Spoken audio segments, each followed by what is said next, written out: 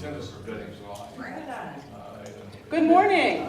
Good morning. Good to see you here on this beautiful day. We are getting into the beautiful days of summer, and I'm grateful to see it. Grateful for the rain that's coming periodically, that's making the garden come up like crazy. It's a beautiful season here in Ohio. Amen? Amen. Yeah. Well, so thank you all for being here. We do have a few newcomers in the house, and I think you all got a welcome bag and got greeted. So glad to have you all here. Glad to have you with us. It's nice to have newcomers, new friends in the house.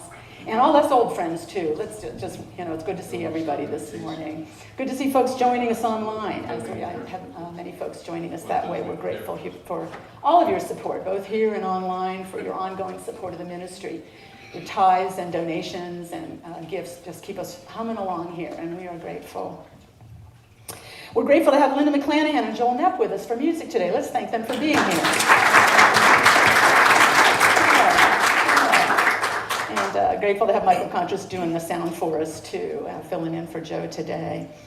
I always like to start with just a couple of announcements, so y'all know if there's something going on that you want to put on your calendar. It's not a lot right this week. Gentle yoga, as usual, on Thursday, 1 o'clock. In the fellowship area, 1 o'clock, Thursday, June 12th. It's every week on Thursdays on a donation basis, and newcomers are welcome to stop in any time. And don't forget our summer concert next month, our annual summer concert, July 26th, Saturday at 6 p.m. And we got a great lineup that's come together. People are practicing their numbers, the Linda Sues and Michael and I think Jack and Debbie, and you guys are going to be there, and Joe and I, and it's going to be a great lineup, and it always is a wonderful concert. Hopefully on the back deck and lawn, if weather allows, which has actually been a couple years, hasn't it, since we've been able to be out there. We've had to come in because of rain or heat, but we're hoping for perfect weather this year so we can be out enjoying a summer night together. I think that's about it. So we will begin to think about prayer, who and what we are lifting up in our hearts and minds, holding a high truth about. And Linda and Joel will lead us into prayer with a song called Lead Me to the Light.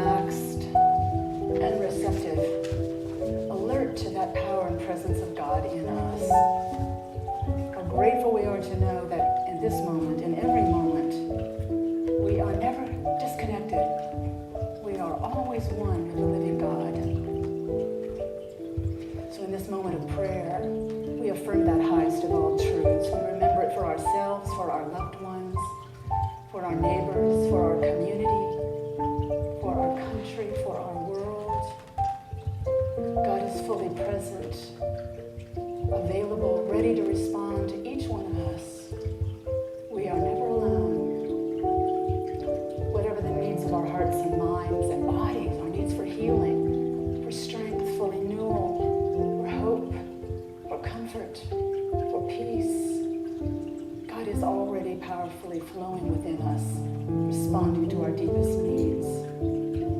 So our role is to receive, is to be wide open, to let that light find us and that peace steady us, and that healing energy flow in us,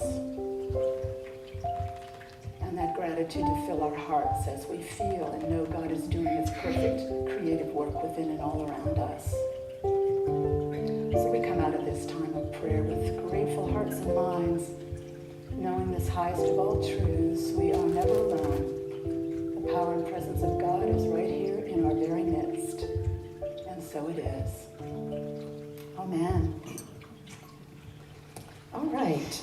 Lynn and Joel have another song for you. It's called Closer. I'm not familiar with it. Closer. Sounds lovely. 1, 2, 3.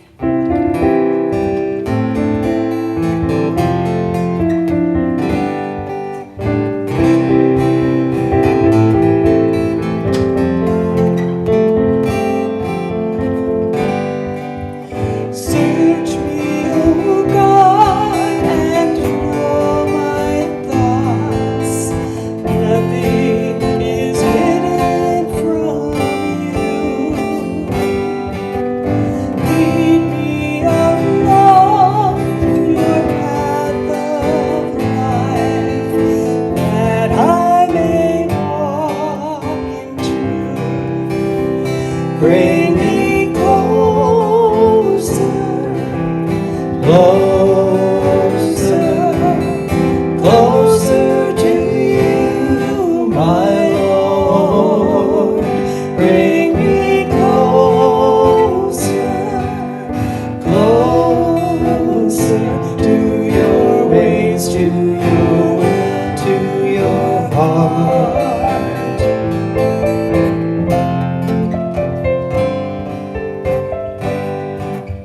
Create in me a clean heart, renew a bright spirit in me. Make of me, Lord, a servant who walks in humility. Bring me closer, closer to you, my Lord. Bring me closer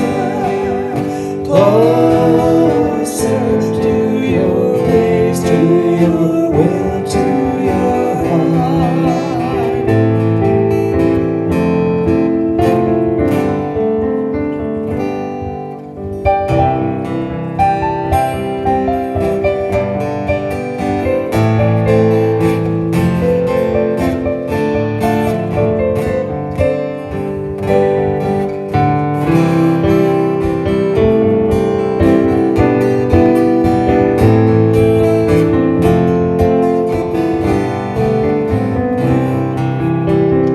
Bring me closer,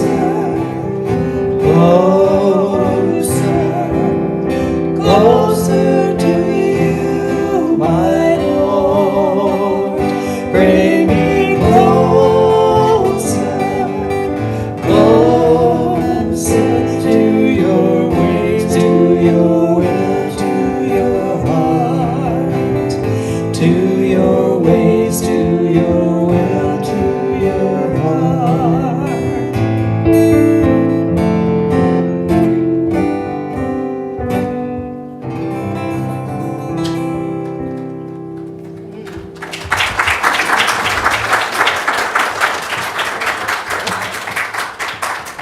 That was lovely. My talk is about prayer today. Title is Call to Prayer. That song was a prayer in itself, wasn't it? Just lovely, just lovely. What was trying to find some good jokes about prayer. You know, I like to start with something a little humorous. I've had a little trouble. So have you heard about the atheist dial-a-prayer service? When you call, no one answers. That's not very nice. Well, there's this one about 3 guys. These guys go out and they're hiking, and several guys, they go out and they're hiking in a rigorous territory, and they wind up getting really lost. And one of the guys finally suggests, it's getting toward nightfall, a guy suggests, maybe we should pray. And the guy said, yeah, that's a good idea, yeah. And then, I don't know how. One guy said, well, I don't either, but I grew up next to a Catholic church, and, maybe I picked up a little something, I don't know. And they go, well, yeah, go ahead, yeah, go. He goes, okay, under the N11, under the T16, it's bingo. It was bingo. It's not a very good joke, is it? So, all right. And here's another one. God finally answered my prayer about winning the lottery. The answer was no. They're kind of funny, but they also kind of reflect some of our issues with prayer, some of our questions about prayer and our challenges with prayer, things we try that don't work, things we wonder about why they don't work, different approaches we take to prayer, our questions, our concerns. And I think we don't ponder our prayer practice maybe as much as we should. How is your prayer practice working for you? I think it's a good thing to reflect on. What have you learned in your years of prayer practice? What have you learned about what works best for you? So I wanted to share some ideas along that line, maybe from my own research process over the years, working with prayer, my own prayer practice, sharing some of the teachings that I found useful, some of the ideas that I'm hoping might be helpful to you. So what are some of the primary teachings that we learn about prayer from our teachers? First one, I think, is that prayer is mostly about being receptive. It's about being ready to receive. One of my very earliest minister in life, a toddler down at Unity in Cincinnati, Reverend E.V. Ingraham, in one of his books that was on prosperity called Wells of Abundance. And I've quoted this before, I know. He said, we need to go into prayer taking a bucket, which to me means ready to receive, and not just a little bit. Ready to receive the fullness of God. Don't set limits on it, which we often do. Go in ready to receive, knowing you're going to receive because our God is a giving God, and it's a lavish, abundant universe. So go in with that expectation, carrying a bucket with you. It's about receptivity. So I think one of the challenges over the years is learning how we receive best. How do you receive best from higher consciousness, from higher intelligence, from divine love? From all that God is within and around you? What are your channels of supply? How do you best receive? Because I think it comes in different ways. There are lots of channels. There are lots of ways God can reach us, that wisdom can come to us. It could be sudden insights that come to us, intuitions. We've all probably had experiences of that.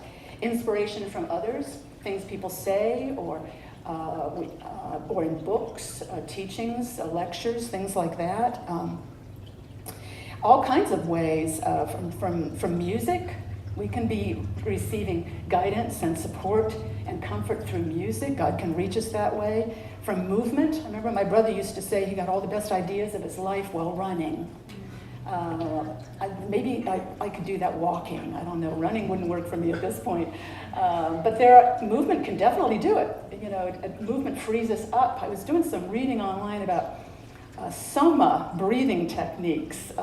And there's quite a movement with that. And it combines music, rhythmic music, along with breath work. And it's really opens the channels for people. For Myrtle Fillmore, one of the co-founders of Unity, she received intuitional wisdom often, direct from God in her, ideas that would come to her, and then she would share them very freely with others. If any of you have ever read Healing Letters, anyone read Myrtle Fillmore's Healing Letters? Really a compilation of her letters, of the wisdom teachings, particularly about healing, that she shared with others. She certainly took in a lot of information from others. She and her husband Charles attended lectures, a seminary in Chicago, lectures by the leading spiritual teachers of their era. Charles Fillmore received guidance strongly through dreams. That was a major channel for him. In the early days of developing Unity, ideas would come to him about what to call it, and what image to use for it, and what publications to put out, and what ideas needed to be shared, and how things should develop day by day, year by year. Dreams were powerful for him. And I think dreams are a powerful channel for a lot of us.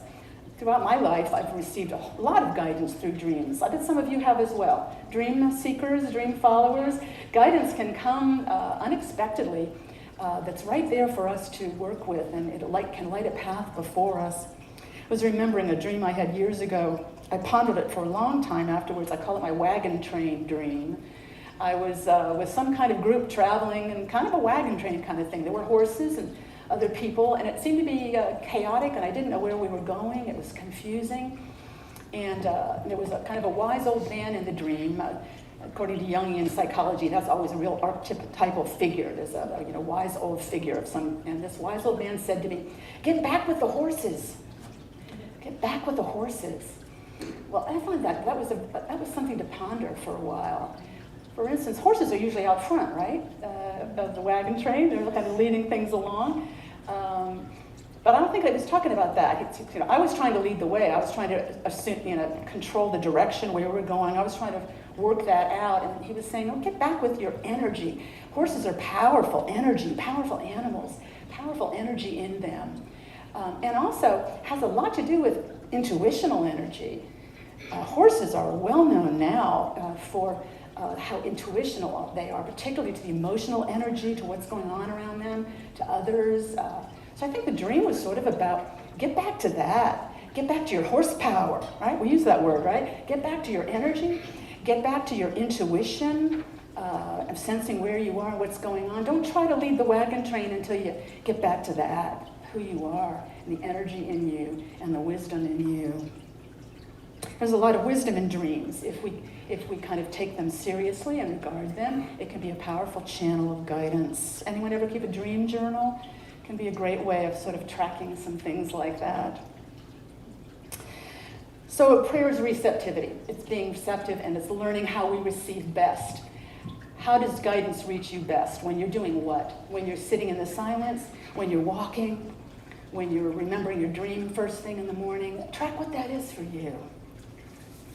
Another one is that prayer is following God's lead. Prayer is putting feet on that. So we receive ideas, like my wagon train dream, or whatever the dream might be for you, or whatever the guidance that comes to you through a sudden insight. And then you have to put feet on it in some way. You have to work with it a little bit, because guidance ignored is suppressed. Guidance ignored kind of blocks the flow. We need to keep it open. So it's best to put some feet on it somehow. I always like this quote. It's from a writer by the name of Rabbi Shapiro. He said, "Prayer is about finding the grain of the moment and going with it." Really like that quote. Prayer is finding the grain of the moment and going with it. To me, what that means is, kind of on an intuitional basis, what's going on here? What's going on in your life right here, right now? What's the flow of that? How are you being guided? And go with the flow of that. Follow that guidance. Because we often are at odds with ourselves. We might be getting some guidance like, this isn't working for me, I need to make some changes here. Anyone ever been in a situation like that? But we right away go, but I can't change, it's too much, no, I can't do that. We're very resistant sometimes to the guidance, and so we keep hanging in there with something that isn't working, even though we're getting guidance, but we're ignoring the guidance, and that kind of squelches it. And we might even get to the point where the guidance isn't coming anymore. We're kind of stuck somewhere. We can always get back in touch with it, but we want to put feet on it. We want to take steps on it and not just keep refusing the guidance that's coming, being at odds with it. Remember the old expression about the devil you know is better than the one you don't? I think that's an expression out of that idea that you can deal better with the devil you know, even if it's horrible. it's the devil you know, rather than deal with the devil you have no idea what it's going to bring your way. Well, that's our fear talking. That's our anxiety about uncertainty and heading into new territory. So I think it's important to kind of follow God's lead. If we're getting guidance, it doesn't mean you have to jump off a cliff. You don't have to make huge changes right off the bat, but it makes a big difference if we take starter steps in some new direction. Maybe take a class or join a study group or try out a church that looks interesting, or go to a trusted advisor, a counselor you could talk to, or maybe take up a volunteer role, some kind of service that resonates with you. It seems like something you'd love to do.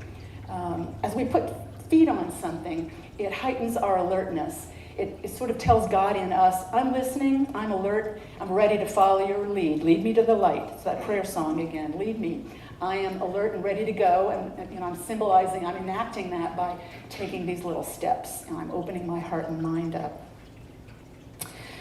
So prayer is receptivity, and prayer is following God's lead, being willing to follow God. Third one, prayer is about communing with God, speaking with God. How do you speak with God? How do you commune with God in you?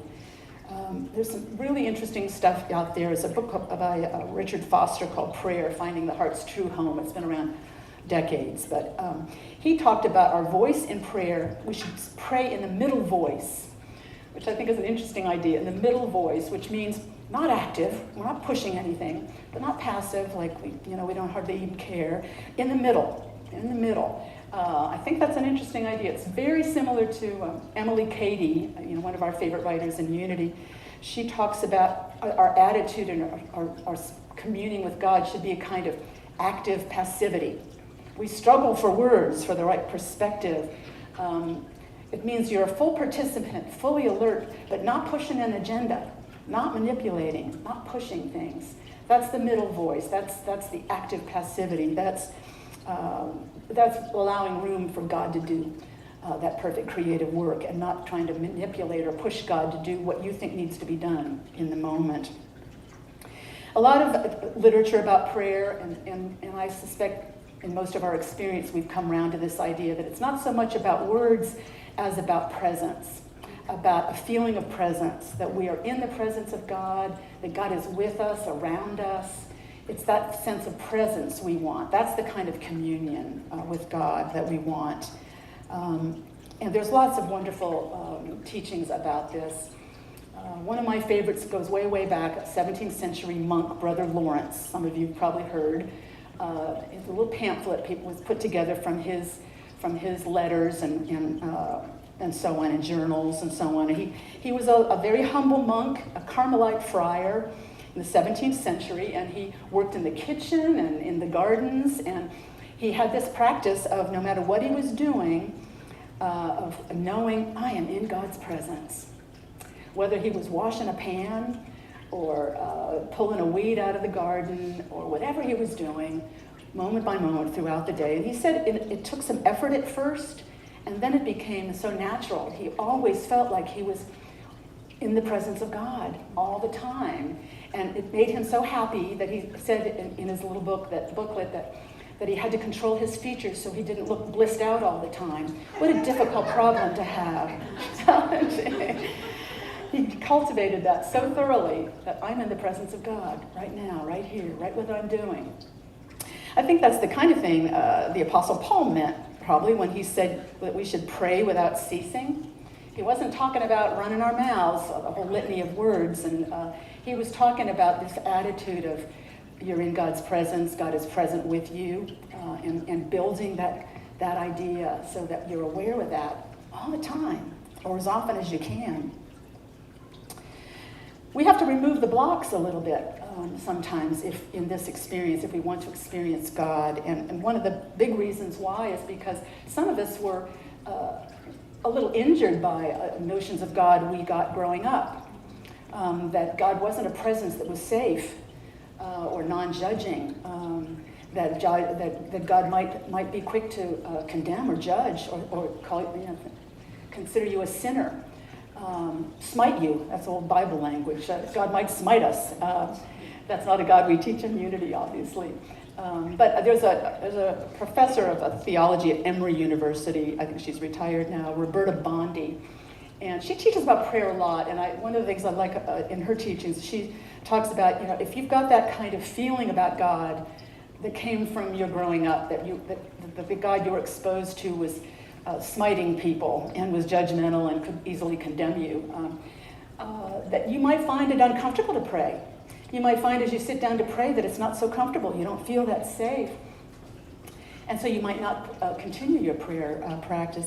So she suggested the approach of just sitting with God. No matter what you're doing, pick a time of the day when you're having your tea or your coffee in the morning and looking out the window and affirming to yourself that you're sitting with God. God is with you.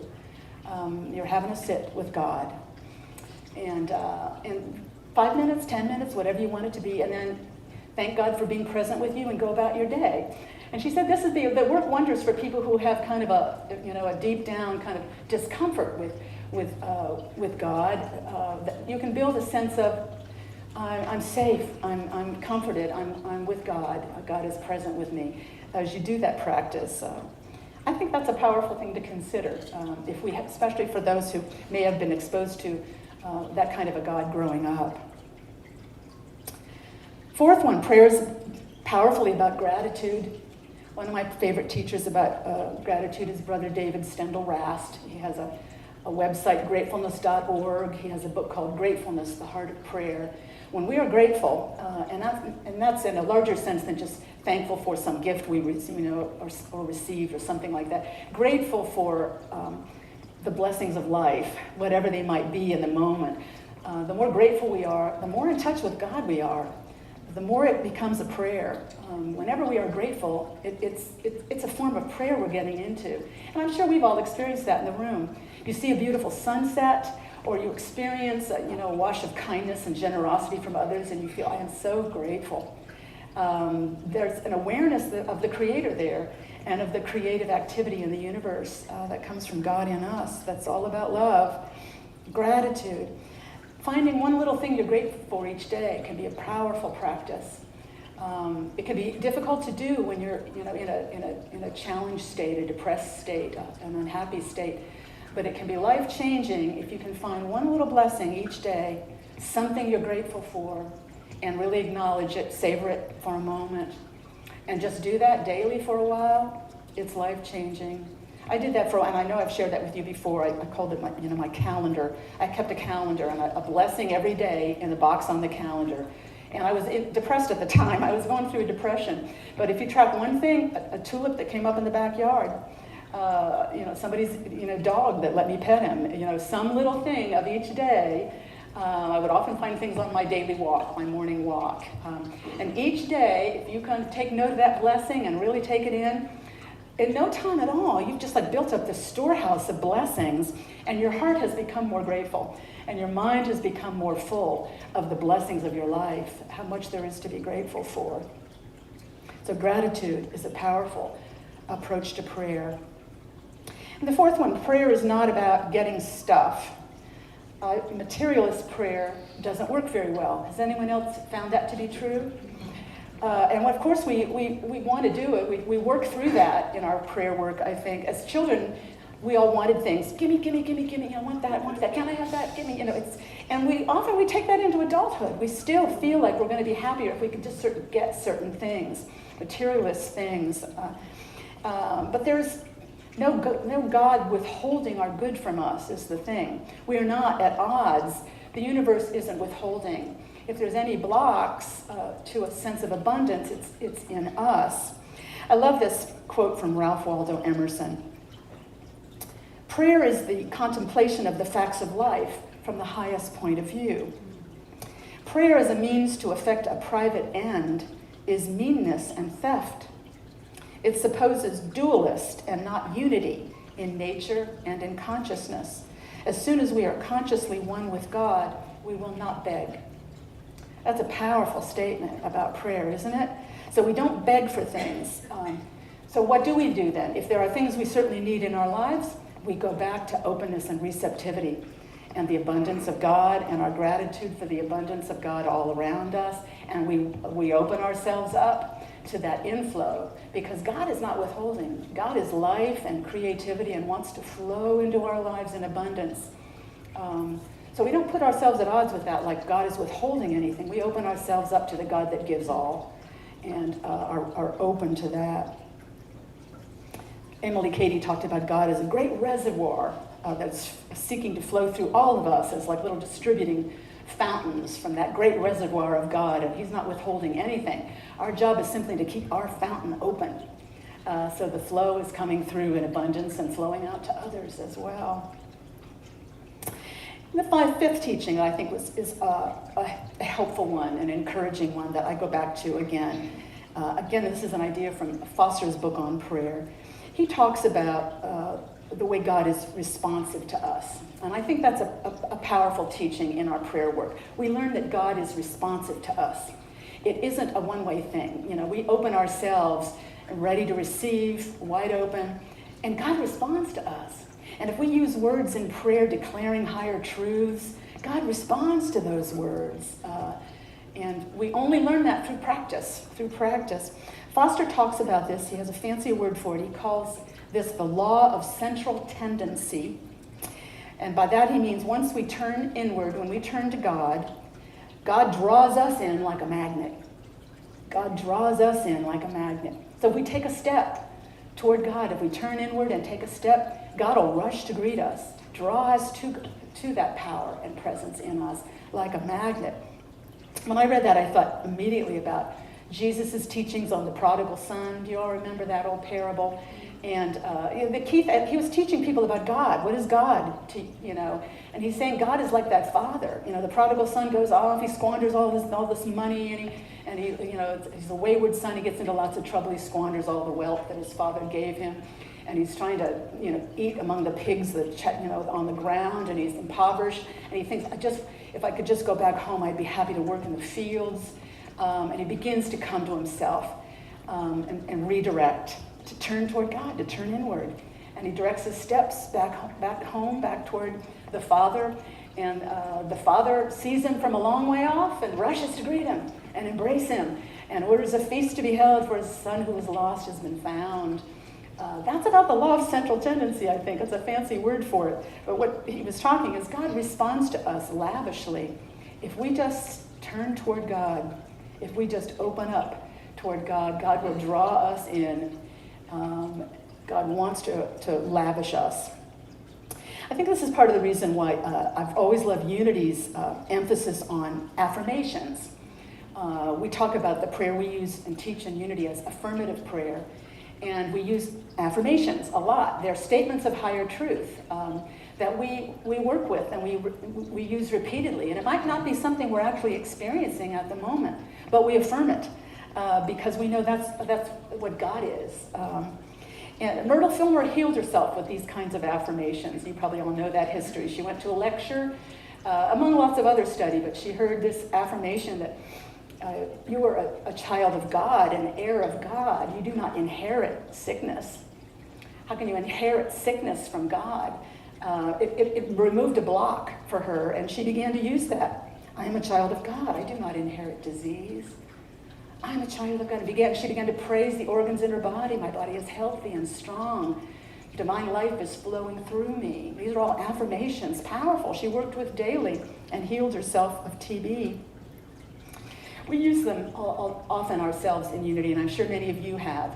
Some phrase, some kind of a mantra you might call it, but some statement of higher truth that you are going to stick with, even if you're not feeling it right now. You are using those words, you are affirming that truth, because you know God is responsive to us. As we affirm that higher truth, we've removed any blocks. We are wide open to the lavishness of this universe.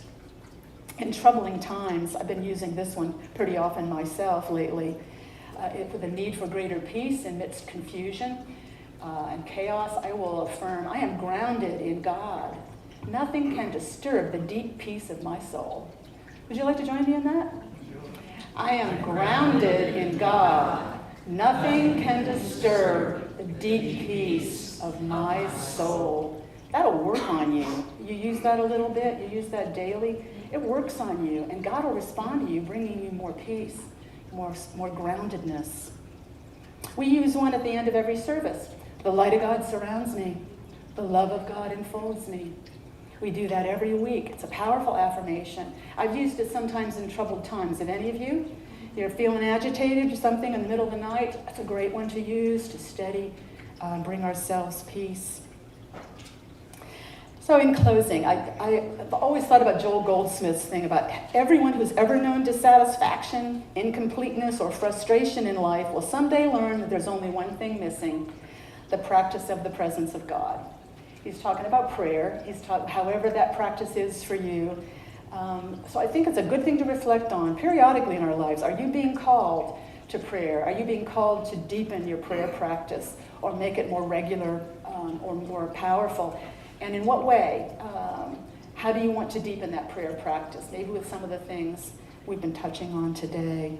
I think a great thing to do, and I'll give it to you as homework if you'd like, and I'd love to hear any if you want to send them in. Come up with an affirmation for yourself right now. What do you most need to affirm in your life right now? If it's about peace, then I am grounded in peace. Nothing can disturb the peace in my soul. If it's about guidance, God lights the path before me and I am ready to follow it. God leads me by day and by night. Whatever it is, if it's healing, God is powerful healing energy in me. God's life is ceaselessly flowing through me, and I am wide open to renewal, to healing, cell by cell.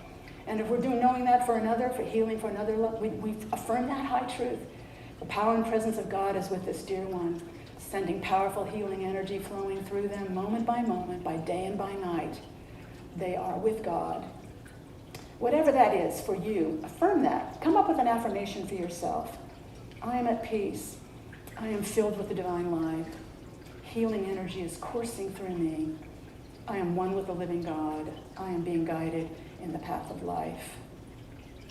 I'd love to hear them if you want to share them with me, okay? Let's take this into a closing prayer for just a moment. As we close our eyes, we affirm the highest of all truths, that we are one with the living God.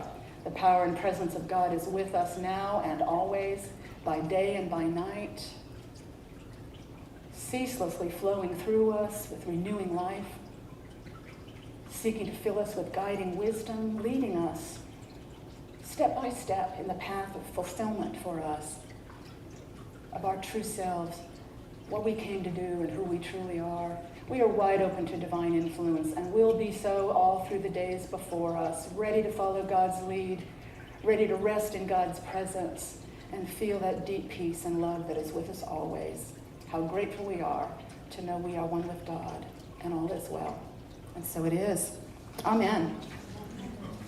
All right, we have another song, kind of a traditional one, Somewhere Listening for My Name.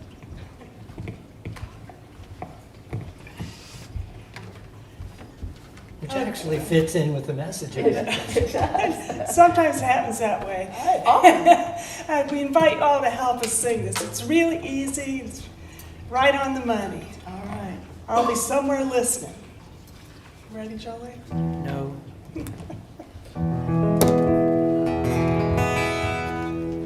Did it. 1, 2.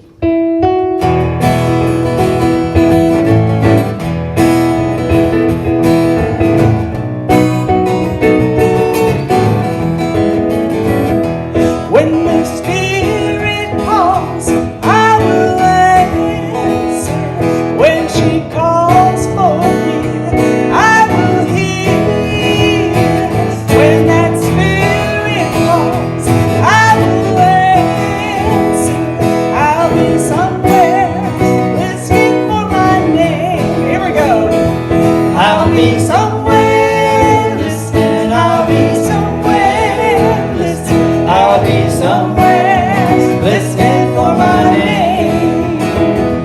I'll be somewhere listening. I'll be somewhere listening. I'll be somewhere listening for my name. Brother Joel. If my heart is right when love calls me, if my heart is right, I will hear. If my heart is right when love calls me, I'll be somewhere listening for my name. All right, help me, church. be somewhere listening. I'll be somewhere listening for my name. I'll be somewhere listening. I'll be somewhere listening. I'll be somewhere listening for my name.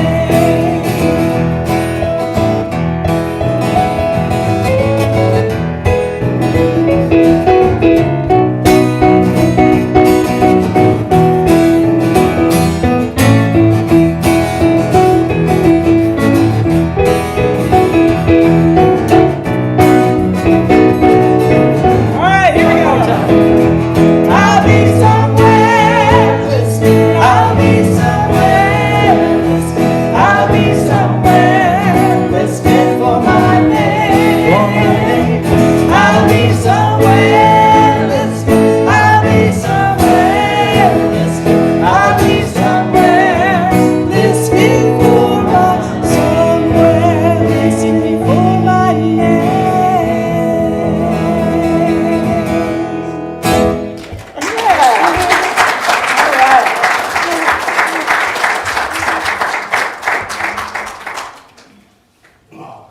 Good morning. Good morning. Well, I'm in charge of thank yous this morning, so I'd like to start off by thanking Joanne for her thoughts on prayer. You know, we really appreciate your insights, Joanne, so thank you so much. And of course, a big thank you goes out to our musicians, Linda and Joel. Thank you so much.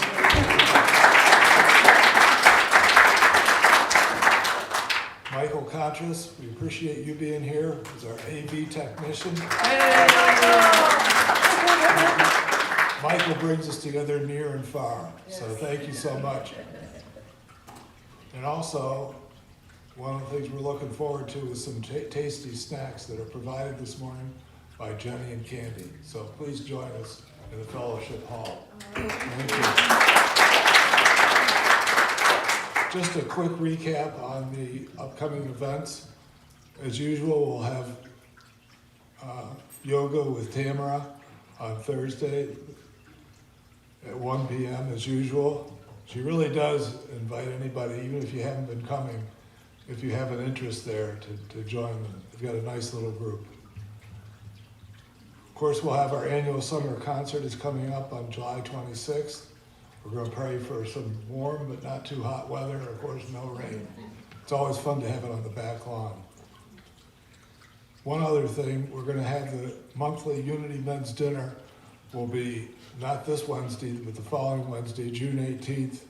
And we're going to meet at the Rusty Bucket to hopefully be able to eat outdoors and enjoy the kind of the summer evening there.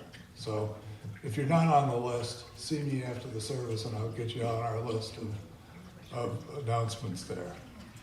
Are there any other announcements?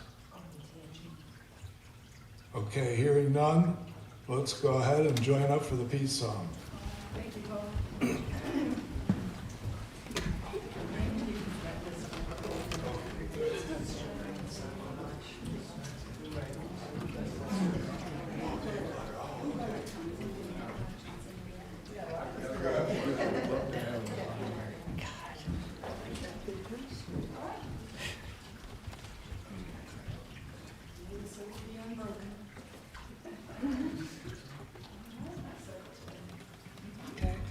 Okay.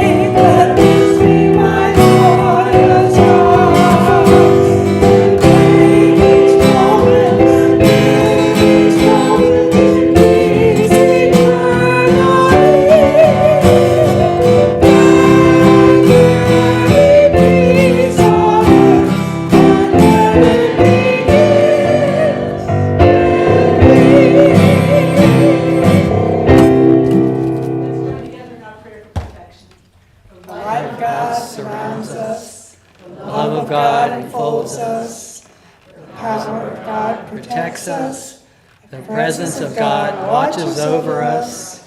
Wherever we are, God is, and all is well. What do we do? 1, 2, 1, 2, 3.